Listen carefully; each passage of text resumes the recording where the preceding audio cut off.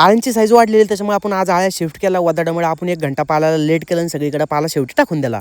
नमस्कार शेतकरी मित्रांनो, मी आर्यमन. मी bachelor of pharmacy degree complete करून करतोय रेशीम उद्योग. कालच्या व्हिडिओमध्ये मी तुम्हाला म्हटलं होतं की जे आपल्या आळ्या आहे सगळ्या तिसऱ्या मोडवरती झोपलेल्या, आता त्या उठणाऱ्या, आता त्यांना आपण शिफ्ट करणार. तर शिफ्ट कशा प्रकारे करतो हे सांगतो. आता आळ्या आणल्यापासून आपण सगळ्या एकाच रॅकमध्ये ठेवलेल्या. आता एका रॅकमध्ये जशी त्यांची साईज वाढते ना तसं ते गजबज होत आहे. त्याच्यामुळे आपण काय केलं, वरची जी काडे ना हे सरळ असे उचलल्यानं अशा खाली ठेवतोय. आता खालच्या रॅकमध्ये टाकतो ना, तर खालच्या रॅकमध्ये ऑलरेडी आपण रेशीमचा पेपर सगळा आथरलेला आहे बरं, नाहीतर त्या सगळ्या आळ्या खाली पडून जातात पेपर नसल्यावर. टायमर जर शिफ्ट नाही केला त्याच्यामध्ये असं उदाहरण भेटतं बरं, एक आळी छोटी आणि एक आळी मोठी, म्हणजे पाला खाण्यात थोडा प्रॉब्लेम होतो काही आळ्यांना. सगळ्या आळ्या शिफ्ट केल्यानंतर आज आपण त्यांच्यावरती मारतोय विजेता सप्लिमेंट म्हणून. आता मला भरपूर जणांना रिकमेंड केलं जे औषधं तुम्ही रेशीमसाठी वापरतात ना त्याच्यावर सेपरेट एक व्हिडिओ बनवू. अरे यार पडलं हे पा सांडलं असं, म्हणजे तुमच्यासाठी काय काय नाही करावं आम्ही, तुम्ही एक फॉलो करीत नाही राहू, फॉलो करून घ्या ना. ते सेपरेट औषधाबद्दल जेवढे आपण औषध वापरतो रेशीमसाठी याचा मी फुल व्हिडिओ आपल्या युट्यूब चॅनलला अपलोड करणार. त्यासाठी म्हणतो आपल्या चॅनलला सबस्क्राईब करून ठेवा. आपल्या बायोमध्ये लिंक आहे युट्यूबची. आता सध्या ना हिवाळ्यामध्ये पण पाऊस पडतोय बरं, म्हणजे सकाळी तर पाऊस नव्हता पण सकाळच्या हिवाळ्यामध्ये काय होतं वदाड पडतंय. म्हणजे या पानावरती जर तुम्ही पाहिले ना पाण्याचे ड्रॉपलेट आहे आणि जर ह्योच पाला आपण कट करून टाकला ना तर तरी त्या आळ्यांना पाणी जाणार आहे. त्याच्यामुळे आपण थोडे 1 घंट्यानंतर पाहणार त्याला ट्राय करून. आजचा तुम्ही मार्केटचा भाव व्हिडिओ स्टॉप करून बघू शकता. मग 1.5 तासानंतर सगळं वदाड गेलं होतं. आपण खाली जे ना खाली पाला टाकला, कारण की खाली पावसामुळे हे जे माती नाही अशी लागते पाल्याला. त्याच्यामुळे आपण असा प्रकारे पालावरतीच म्हणजे झाडावरती कट करून ठेवलेला आहे. याच्यासाठी पण नशीब लागतं बापासोबत खांद्याला खांदा लावून शेतामध्ये काम करायला. तिसऱ्या मोड उठल्यानंतर तुम्ही आळ्याची साईज बघू शकता कशी. तर 2 रॅक टांगले ते 2 रॅक मध्ये सगळीकडे पाला टाकून द्याला प्रॉपर. आणि सगळ्या आळ्याने हवरटपणासारखा पाला खायला पण सुरुवात केलेला आहे. सगळा पाला खाऊच राहिला पण तुम्ही फॉलो करून घ्या आधी.